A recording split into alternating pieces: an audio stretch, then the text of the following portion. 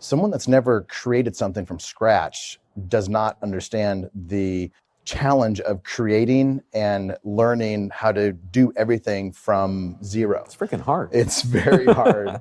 And franchises aren't right for everybody, but the good ones have that all figured out.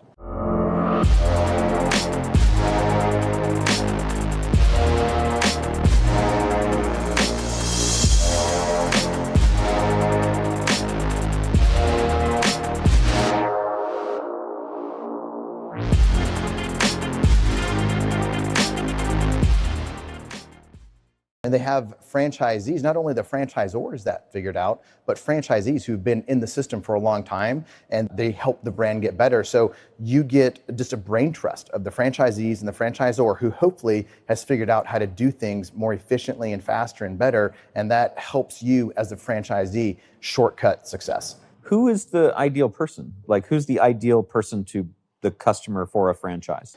I think there's two. One is a person that's in corporate America. And then the other one is someone like myself who is a serial entrepreneur. So I'll go to the person that's in corporate America today. They hate their job. Right. They wake up on Sunday and know Monday's around the corner. And so they hate Sundays and they hate Mondays even more. Right. And they are running from something, right? And they want freedom. They want lifestyle. They want everything that they don't have.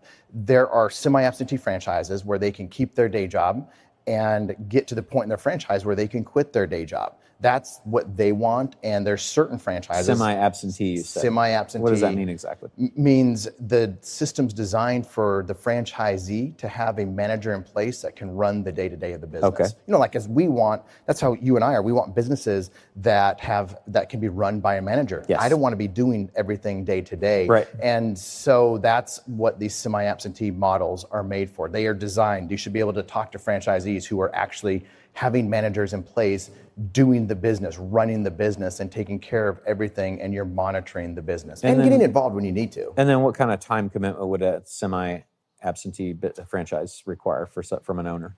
Everything varies, right? But in general, I would say 10 to 20 hours a week. So it's still a significant amount of time, but it's just depends how good you are at delegating. You just don't have a job. You don't have a job. Right. It depends how good you are at delegating or expanding. Once you have 3, let's say, stores of whatever it is open, life gets a lot easier because you have a district operational manager in place. You have managers that have been there for a while. Life's a lot easier. But when you first get started, you should expect to be involved and get to know the business so you can make the right decisions as you hire people. And do you help people at all of those levels? Like, do you help people that are just kind of wanting to get in, but like say you're Magic Johnson, right? I think he has like 3,000 franchises or something like that. If it's an investor that comes in and says, hey, I'm just looking for a good place to put my money. I'm not sure about real estate. I don't know about other stuff. I like the idea of this brand. I've heard of it. Is it a good thing for them, or? There are, and that's me. That is, the second group of buyers is somebody like me who doesn't want to start something from scratch necessarily. I may not want to buy an existing business, but I want to have a system of doing business where I'm not training the manager and everything. They can go to the franchisor and get trained. Go to the Hamburger University or whatever. Hamburger University, exactly. And every franchisor should have some type of training like that. And I want to send them to the basic level of training. So the franchisor is doing that for them. And it's not me as the owner or the founder of the business doing that. So I like franchises that I can do that. And they have really good training systems for franchisees to put their managers through. Okay. And so those are two groups of people. And what about the franchisor? Do you work with those guys at all? So, like somebody that has a business and they're like, hey, I'd like to have a bunch of people paying me to have my systems and stuff. Yes, and I'm working with those. A partner of mine, Bedros Keuilian, who's the founder of Fit Body Bootcamp. He and I are helping franchisors grow and scale their franchise. Okay. I've owned 6 different brands as a franchisee. What have you owned? What kinds of things? Liberty Tax, so tax service, home, as in the home care business. Okay. As an area developer in the tax business, which is really a marketing business. Yeah. Home care is really a people business, a recruiting talent, and then finding them places for an employment, and that's what that business is. And then I've been in the beauty industry with eyelash extensions with Amazing Lash Studio, the salon business with Solo Salon Suites, which is not in the salon business. It is a real estate play. Yeah, it's a rental, right? It's a rental landlord play. Tenant. Yeah. Yes. Yeah. So, and then as a franchisor, I just acquired a roofing company, and we are taking that, rebranding it, and that is going to be the first franchise that I'm involved with as a franchisor. Nice. That's kind of exciting. Are you very scared at all from the stories that and we have a friend that's going through some challenges in the franchise? Should that make people nervous about franchising the business that they own, do you think? Heck yeah. they should be nervous. Yeah. They should be asking the right questions, really. So if they ask the right questions, then they find out how nervous they should be or shouldn't be. And a lot of people, it's a passion, it's their baby, it's their passion project. And if that's the case, and you have a really good lifestyle and that business is making a lot of money for you, and you are enjoying this lifestyle that you've always wanted to create, and you thought the next step for me in success is to franchise it, that's an initial first step that a lot of these successful entrepreneurs have. But then they really start to look into it. They talk to somebody like myself and Bedros who have seen it firsthand or experienced it firsthand.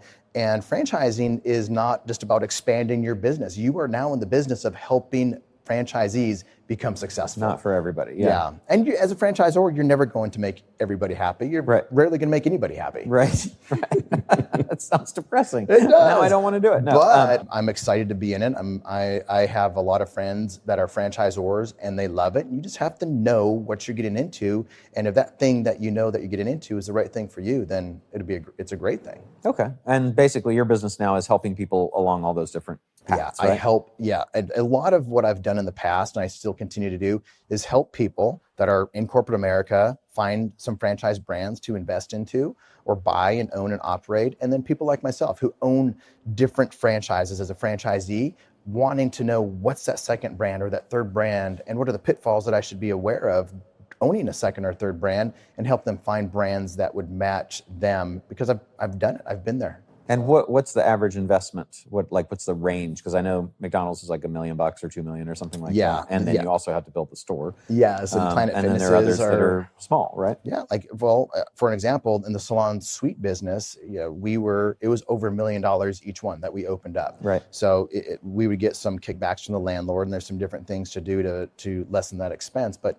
on average, we were putting in $1 million into that business. There were other ones when I was in the tax business, it was $150,000 or less. Mm-hmm. So that's the range that I see, $150,000 for some type of service-based company to over $1 million, depending on what's involved. Right.